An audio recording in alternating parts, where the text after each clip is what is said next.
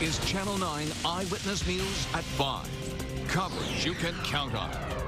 Some Florida lawmakers want to make it easier for banks to foreclose on homes. New numbers show foreclosures in Orlando jumped 42% last month. And as Channel 9's Mary Wynn explains, a new bill being pushed at the state capitol could push that number even higher. State legislators are looking to expedite the foreclosure process because they say it's taking too long. But that could be bad news for homeowners.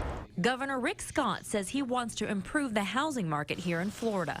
His suggestion: pass legislation to make Florida a non-judicial foreclosure state. Banks would then take over the process.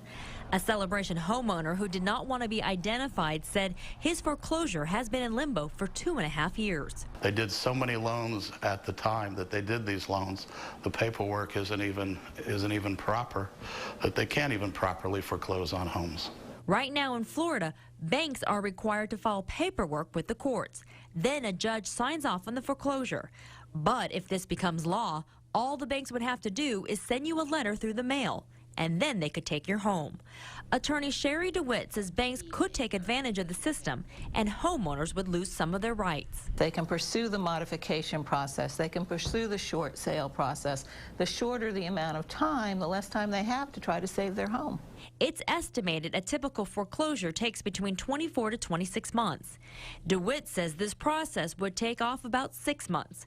Governor Scott says when foreclosures take a long time, fewer people want to lend money to home buyers and the market can't recover. The Celebration resident said judges need to be involved.